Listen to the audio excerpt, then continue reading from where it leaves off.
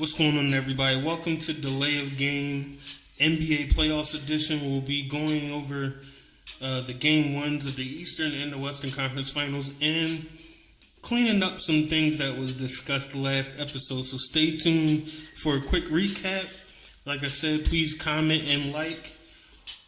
Just please continue to support. Anything you want discussed or anything that you have thoughts about, please let me know in the comments. I would love to read about them.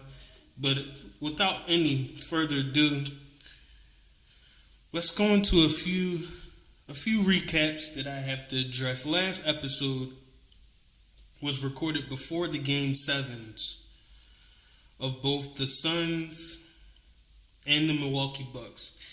And if you did listen to episode 3, I was on the side that the Bucks were going to win Game 7. I thought it was going to be a good game, but I definitely was on the side that the Bucks were going to win Game 7. And I thought the Suns were going to win Game 7 because I thought clearly that the Suns were the better team. The Bucks tried their best. The Bucks did lose. I do think that maybe we could have got a little more out of Giannis, but maybe there was a chance it was a little too much for him, given that how Boston was rolling on all cylinders. I think it was noticeable, and it probably would have been different if Chris Middleton was playing.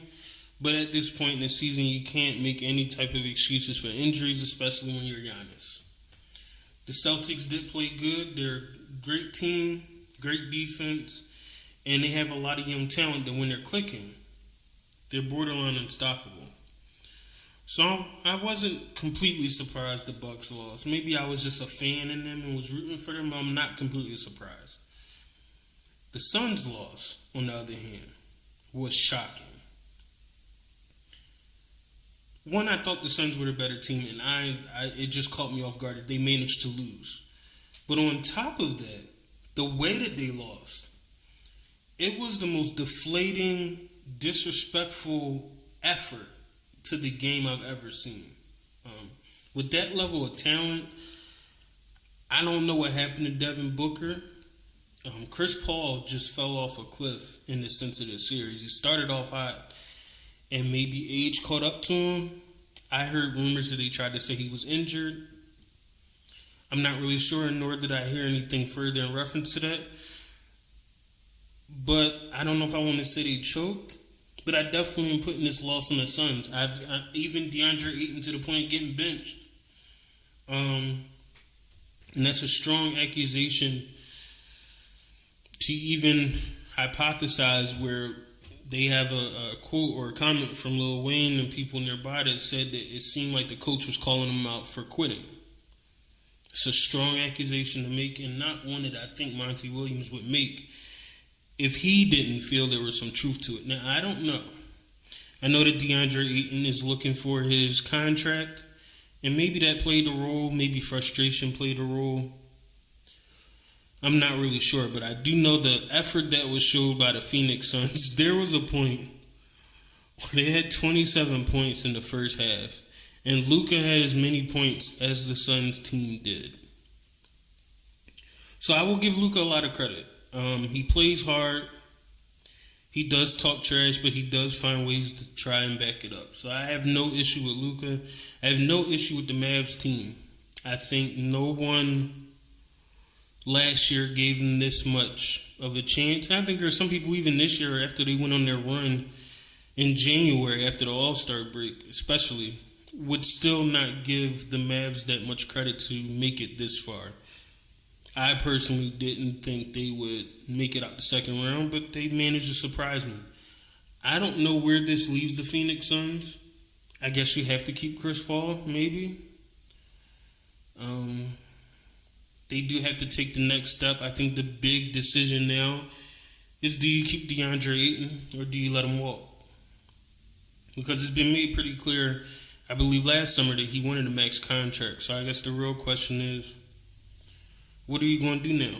Is he a player that you want on your team? Is he a player that's worth keeping? I think he's a nice young talent that he has some growing to do. The question is, are you willing to invest that much time and effort to that growth, or are you just going to let him walk? I do think they'll make the best decision. I've even seen comments where they ask, is the Suns championship window closed? I think that's a bit too soon to say. I guess if you stand on the camp that Chris Paul is the main reason they've been so successful, then sure, you can say that it is closing. But I don't know if I would make that claim at all. I think they have a lot of young talent outside of Chris Paul, ironically. And I think they do have a shot to still be competitive. But Devin Booker has to make that next step consistently. Because if we've seen anything this postseason, I love Chris Paul. Chris Paul is a great player and an all-time great point guard. But at his age, he cannot be someone you depend on consistently to give you largely productive games in the sense of 25 to 28 points and, throwing in 15 assists. I don't think you're going to get that type of point output out of him in back-to-back games in the playoffs. So in that instance, Devin Booker has to take the next step. And if they keep DeAndre Ayton, they need a large amount of growth from DeAndre Ayton in the way he plays. So time will tell. But I was completely wrong. So I have to give a shout-out to the Mavs, and I have to give a shout-out to the Boston Celtics. That being said, let's get into the review of the games. The Eastern Conference and the Western Conference Finals, we got to see one game each. I will say the Celtics had a rough uphill battle going into Miami without Marcus Smart and without Al Horford. From what I've been reading, I think Marcus Smart's going to try to give it a go for Game 2. Al Horford, I heard, possibly isn't playing Game 2. I will say that I think that Marcus Smart not playing Game 1 made a large difference in the amount of time the ball was in Jason Tatum's hands, which I don't know how it saves his game, but it definitely was a struggle. And I will say Miami did what they had to do. Now, granted, they still had their own injuries with Kyle Lowry being out, but Miami handled business. And in that type of game, that's all you can give them credit for doing. I do think this will be a different series with Marcus Smart being out. He's very much a Draymond Green type for the Celtics in the sense of how he runs their offense and is a vital part of their offense and actually their best defender, i.e. being a defensive player of the year. So without him makes a large difference. I have to give a shout out to Jimmy Butler and his performance. I don't know what it is about Jimmy, but he loves the playoffs. His level of performances, his 40-point games, he steps up in the playoffs, and he might be one of the best players I've seen in recent memory. That there's a significant difference in the effort he puts into playoffs versus the regular season. Nor do I think it's a coincidence that this is the second time in 3 years that he's in the Eastern Conference Finals and possibly in the finals. So I think that says a lot and is a testament to that team and to Jimmy Butler. If you did listen to last week's episode, I mentioned how much I think the Sixers wish they had Jimmy Butler. And I wish Jimmy Butler was still in the Sixers, but that's besides the point. I want to congratulate him on his success. I also saw an interesting stat that mentioned how the Miami Heat are undefeated at home during this playoff run, which I didn't know, but it's an impressive stat. And I think if Marcus Smart plays, Boston has a shot to steal Game 2. It will not be easy. Because to me, that's a level of consistency you can't buy. That they're undefeated at home. I think it'll be a good game. I think it'll be a close game. I could see it coming down to the last 60 to 90 seconds type game. We're down to a few possessions and it really determines or depends on who executes the best. And honestly, we've seen a time where the Celtics did execute well at the end of the game. We've also seen a few times, at least in that Milwaukee series, where they did not execute well at the end of games. So I do think that makes it interesting because we know the Miami Heat will execute well. I think that we know Jimmy Butler gonna want the ball in his hands, and whatever happens, happens. So I do think it'll be an enjoyable game to watch.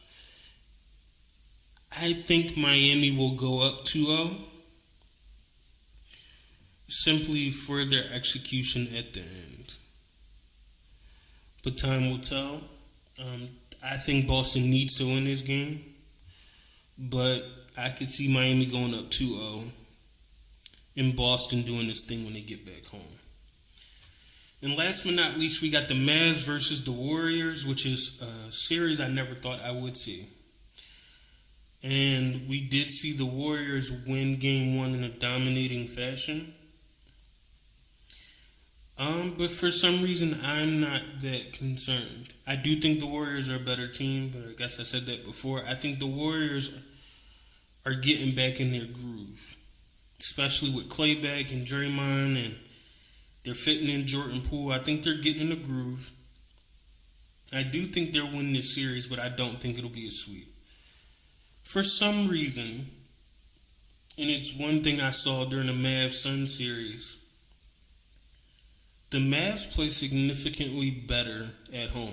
Not only do they start off a little slow, but by Game 3 at home, they catch wind.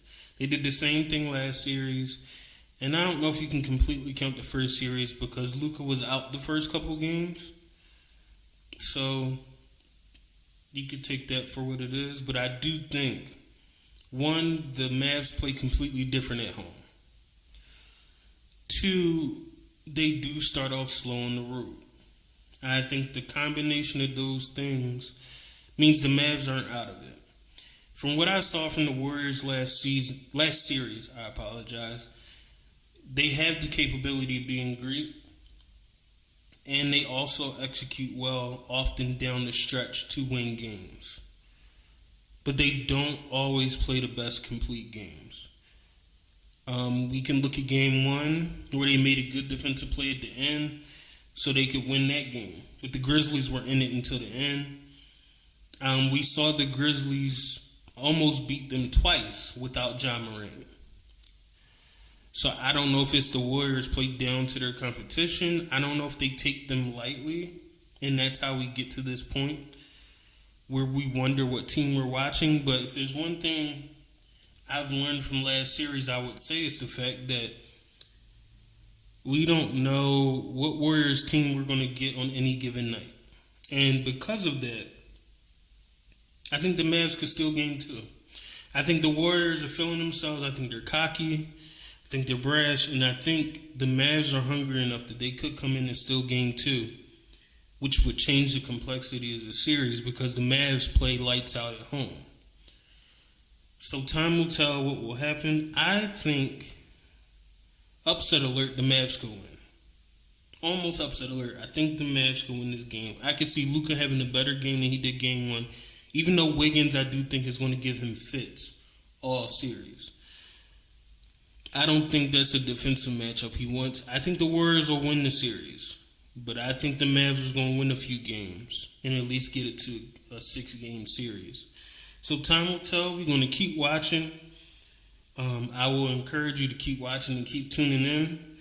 And like I said, if you have opinions for what I said or your own thoughts about the NBA playoffs, please leave your comments. Shout out to the Phillies, who also gave some great performances over the weekend against the LA Dodgers. And hopefully this Eagles season I'm excited about. We did get a new corner from the Giants who released him. I think is another good piece to add. They're putting a good team together, so we'll see what happens. And I will continue to watch these NBA playoffs and see what is going to come of it. Are we going to get to see Jimmy Butler possibly win his first title? Are we going to see the return of the Golden State Warriors to the finals? Or are we going to see some young teams make a statement in